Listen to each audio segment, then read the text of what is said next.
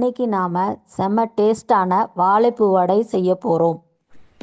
வாழைப்பூ வடைக்கு தேவையான பொருள்: வெங்காயம், பூண்டு, மல்லித்தலை, கருவேப்பிலை. வடை செய்கிறதுக்கு தேவையான கடலைப்பருப்பு ஒரு 2 மணி நேரம் ஊற வச்சு எடுத்து வச்சுக்கணும். வாழைப்பூ கட் பண்ணி வச்சுக்கணும். கொஞ்சோண்டு மோர் ஊற்றி தண்ணியில் பொடியாக நறுக்கி வச்சுக்கணும். வடைக்கு ஃபஸ்ட்டு கடலைப்பருப்பை எடுத்துக்கிட்டு அதில் கொஞ்சோண்டு சோம்பும் கொஞ்சோண்டு உப்பும் போட்டு அரைச்சி வச்சுக்கணும். தண்ணி ஊற்றாமல் அரைச்சி வச்சுக்கணும். இப்போ ஊற வச்ச கடலைப்பருப்பை அரைச்சி வச்சுருக்கோம். அதுலேயே உப்பு போட்டு அரைச்சாச்சு, சோம்பு போட்டு அரைச்சாச்சு. அதோட மிளகாத்தூள் ஒரு 1/2 டீஸ்பூன் போட்டுக்கோங்க.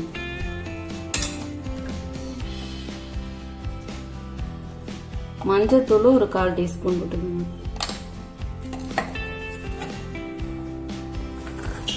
கட் பண்ணி வச்சிருக்க வெங்காயம் போட்டுக்கோங்க. பூண்டு கட் பண்ணி வச்சிருக்கோமா, அதை போட்டுக்கோங்க.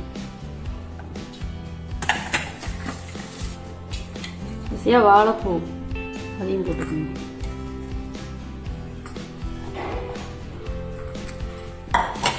போட்டு எல்லாத்தையும் ஒன்றா பசஞ்சுக்கணும்.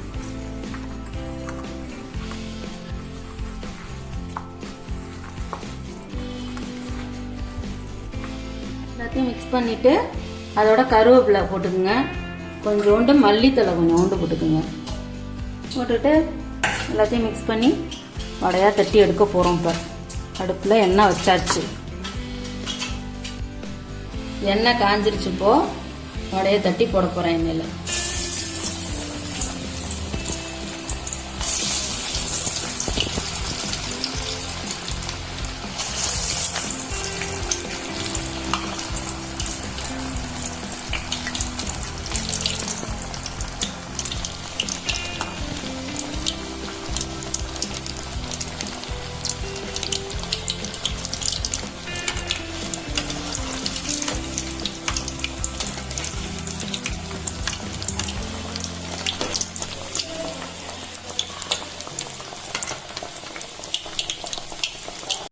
வாழைப்பூ வடை ரெடி. அருமையாக வாசம் அடிக்குது. தனியாகவும் சாப்பிடலாம், நம்ம ஈவினிங் ஸ்நாக்ஸாகவும் இதை சாப்பிட்டுக்கலாம். குழம்பும் வச்சுக்கலாம், வாழைப்பூ வடை குழம்பும் வச்சுக்கலாம். நம்ம அடுத்த வீடியோவில் வாழைப்பூ வடை குழம்பு எப்படி செய்யறதுன்னு பார்ப்போம். மறக்காம சப்ஸ்கிரைப் பண்ணுங்க.